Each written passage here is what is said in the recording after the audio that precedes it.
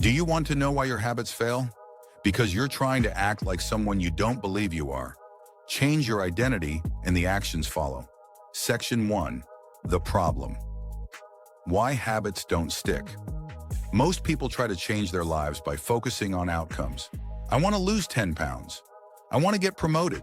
I want to save more money. Some go deeper, focusing on processes. I'll work out 3 times a week. I'll stick to a budget. I'll meditate daily.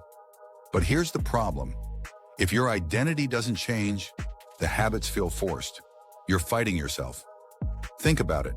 If deep down you believe, I'm lazy, then every workout feels like pretending. If you believe, I'm bad with money, then budgeting feels like acting against your nature. Eventually, the old identity wins. That's why habits don't stick. You're trying to change what you do without changing who you are. Section 2. The power of identity. Identity is the foundation. When your sense of self shifts, everything else follows. James Clear put it best. Every action you take is a vote for the type of person you wish to become. Do 1 push-up, vote, I'm the kind of person who exercises.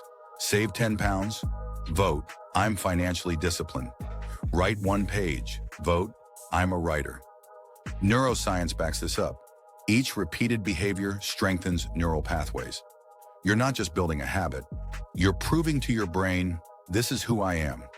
When identity aligns with actions, discipline becomes effortless. A runner doesn't debate whether to run, it's who they are. Section 3. How to build an atomic identity. So how do you build this identity shift? Start small. Identity isn't built through affirmations. It's built through evidence. You don't become a reader by saying it.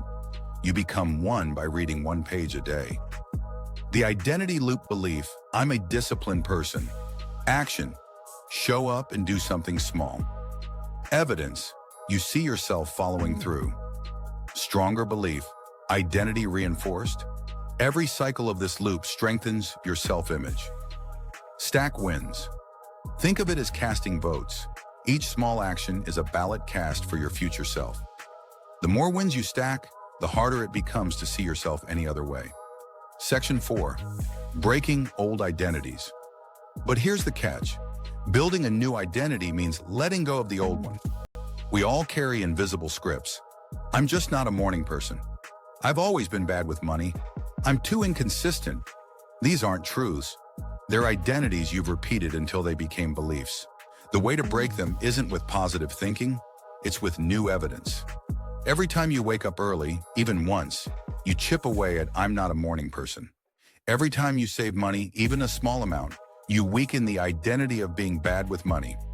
Old identities die when you stop feeding them with evidence. Section 5. Living from identity, not motivation. Motivation is fragile. Discipline is good, but identity is unstoppable. When you shift identity, resistance fades. You don't need to force yourself to work out. You're an athlete. You don't have to push yourself to write. You're a writer. You don't struggle to say no to junk food. You're a healthy person. Once identity locks in, habits aren't chores. They're self-expression. Section 6. The transformation. This is the true compounding effect. Identity, habits, results, stronger identity. Real-world examples. Instead of, I want to run a marathon, I am a runner. Instead of, I want to quit smoking, I am not a smoker.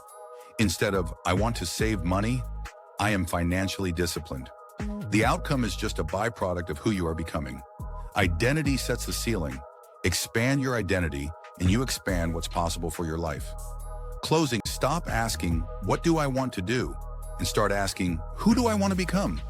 Because when you shift your identity, your habits and results follow automatically. Every action is a vote for who you are. So cast your votes wisely.